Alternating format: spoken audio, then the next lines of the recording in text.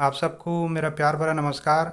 आज की इस क्लास में हम लोग क्लास 9 पाठ 12 कैदी और कोकिला, जिसके कवि मखनलाल चतुर्वेदी जी हैं, के प्रश्न अभ्यास देखेंगे। तो चलिए शुरू करते हैं। इसमें प्रश्न एक है कि कोयल की कूक सुनकर कवि की क्या प्रतिक्रिया थी। तो कोयल की कूक सुनकर कवि की यह प्रतिक्रिया थी कि कोयल किस पीड़ा में, किस दुख में अचानक अर्धरात्रि को बोलने आई है। तो इसका उत्तर लिखेंगे कि असमय अर्धरात्रि को कोयल की वेदनामयी कूक को सुनकर कवि को लगता है कि जरूर कोयल उनके लिए कोई महत्वपूर्ण संदेशा लेकर आई है।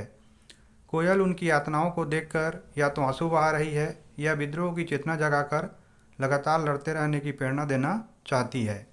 प्रश्न 2 है, कवि ने कोकिल के बोलने के किन कारणों की संभावना बताई। उत्तर में लिखेंगे कि कवि ने कोकिल के बोलने के निम्न कारणों की संभावना बताई है। पहला है, किसी का महत्वपूर्ण संदेश बताने आई है। दूसरा, कवि की वेदना बांटने आई है। तीसरा, वह विद्रोह का बीज बोने आई है। चौथा, निरंतर संघर्ष की चेतना जगाने आई है। पांचवा, वह पागल होकर दुख और क्रोध से चीख रही है। छठवां, उसने क्रांति की ज्वालाएं देख ली हैं जिसे बताने वो आई है। तो बच्चों देखिए, कोकिल जो है ना अर्धरात्रि को किसी विशेष कारण से ही आती है और पूरे के पूरे कविता में कवि ने अलग अलग जगहों में अलग अलग प्रकार की संभावनाएं व्यक्त की हैं, जिसको इसके उत्तर में हमको लिखना है। प्रश्न 3 है, किस शासन की तुलना तम के प्रभाव से की गई है और क्यों। उत्तर होगा कि अंग्रेजी शासन प्रणाली की तुलना तम अर्थात अंधकार से की गई है, क्योंकि उनकी शासन प्रणाली अत्याचार और न्याय रूपी अंधेरे से युक्त थी। वहाँ न्याय रूपी प्रकाश का नामो निशान भी नहीं था। देशभक्तों को आधा पेट तड़पाया जाता था, उन्हें मरने की भी आज़ादी नहीं थी। तो देखिए, जो अंग्रेजी शासन प्रभाव था वो किसी अंधकारमय शासन से कम नहीं था, क्योंकि वहाँ कोई सुनवाई नहीं हुआ करती थी। जो भी चाहते थे अंग्रेज लोग वो लोग किया करते थे। उनके विरुद्ध आप कहीं पे भी शिकायत नहीं कर पाते थे। इसीलिए कवि ने उनकी शासन की तुलना तम या अंधेरे के प्रभाव से की है। प्रश्न 4 है, कविता के आधार पर पराधीन भारत की जेलों में दी जाने वाली यंत्रणाओं का वर्णन कीजिए। यंत्रणा का मतलब होता है दुख, कष्ट या सजा। तो इसका उत्तर लिखेंगे कि पराधीन भारत की जेलों में दी जाने वाली अमानवीय यंत्रणाएं निम्नलिखित थीं। पहला, देशभक्तों को ऊंची काली दीवारों के बीच चोर, डाकू और लुटेरों के साथ रखा जाता था। अर्थात अंग्रेज देशभक्त और चोर, डाकू, लुटेरों में कोई भेद नहीं करते थे। दूसरा, आधा पेट भोजन देकर तड़पाया जाता था। तीसरा, कैदियों से पशुओं से ज़्यादा काम कराया जाता था। चौथा, काली अंधेरी कोठरियों में जंजीरों से बांध कर रखा जाता था। और पांचवा है कि जेल की छोटी कोठरियों में बात बात पर गाली और अमानवीय यातनाएं दी जाती थीं।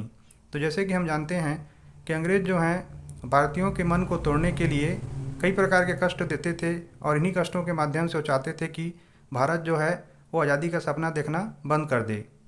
प्रश्न 5 है, भाव स्पष्ट कीजिए। क है, मृदुल वैभव की रखवाली सी कोकिल बोलो तो इसका उत्तर लिखेंगे कि इस कष्टमय संसार में कोयल की मीठी बोली में ही कोमलता और मिठास बची है। आखिर कोयल जेल में अर्धरात्रि को अपनी मीठी बोली से क्या कहना चाहती है, कवि यह नहीं समझ पा रहे हैं। तो जैसे कि पूरे कविता में हमने जाना है कि अर्धरात्रि की कोयल की जो चीख है वो कवि के मन में गूंजती है। कवि यह नहीं समझ पा रहे हैं कि इस चीख का उद्देश्य क्या है। ख है, हूँ मोट खींचता लगा पेट पर जुआ, खाली करता हूँ ब्रिटिश अकड़ का कुआं। तो इसका उत्तर होगा कि कवि इन पंक्तियों में कहते हैं कि वे जेल में पशुओं की तरह काम करते हुए भी अंग्रेज़ों के अत्याचार के आगे झुके नहीं हैं। अपने अदम्य हौसले से उन्होंने अंग्रेज़ों के घमंड को चकनाचूर कर दिया है। ब्रिटिश शासन अब हार मानने लगी है। तो जैसे कि हम जानते हैं कि जो स्वतंत्रता संग्राम के सेनानी थे वो किसी प्रकार के अत्याचार और अन्याय में झुकते नहीं थे, बल्कि वो चाहते थे कि वो ब्रिटिश शासन को ये बताएं कि वो भारतीयों को हरा नहीं सकते, क्योंकि भारतीयों का मनोबल जो है अत्यंत मजबूत है। प्रश्न 6 है, अर्धरात्रि में कोयल की चीख से कवि को क्या अंदेशा है। तो इसका उत्तर लिखेंगे कि आधी रात में कोयल की चीख से कवि अनुमान लगाते हैं कि कोयल ने भारतीयों में क्रांति की ज्वाला देख ली है, जिसका संदेश देने वह जेल में आई है। साथ ही वह क्रांतिकारियों के असहनीय दुख को बयान करने और विद्रोह को फैलाने के लिए अर्धरात्रि को चीख रही है। प्रश्न 7 है, कवि को कोयल से ईर्ष्या क्यों हो रही है। क्योंकि कोयल जो है स्वतंत्र है, अपने हिसाब से वो गाना गा रही है। वहीं कवि जो है ना अपने हिसाब से मर भी नहीं सकते, रो भी नहीं सकते। तो इसको उत्तर में लिखेंगे कि जेल में 10 फुट की काल कोठरी में जंजीरों में जकड़े कवि को कोयल के स्वच्छंदता से ईर्ष्या हो रही है। एक ओर जहाँ कोयल आधी रात को गा सकती है, वहीं दूसरी ओर सजा के भय से कवि रो भी नहीं सकते हैं। प्रश्न 8 है, कवि की स्मृति पटल पर कोयल के गीतों की कौन सी मधुर स्मृतियाँ अंकित हैं जिन्हें वह अब नष्ट करने पर तुली है।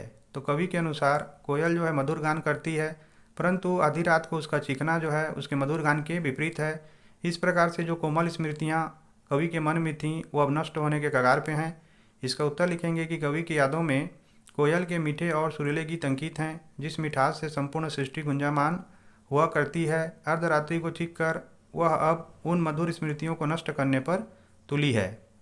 प्रश्न 9 है, हथकड़ियों को गहना क्यों कहा गया है। जिस प्रकार से गहना किसी के शरीर की सुंदरता को बढ़ाता है, उसी प्रकार से हथकड़ियाँ देशभक्तों के गहने के समान हैं, क्योंकि ये उनके त्याग, तपस्या और बलिदान को बताता है। तो उत्तर लिखेंगे कि जिस प्रकार गहना धारण करने वाले की सुंदरता और मान बढ़ाता है, उसी प्रकार देशभक्ति के मार्ग में क्रांतिकारियों का हथकड़ी गहने के समान गौरव बढ़ाता है।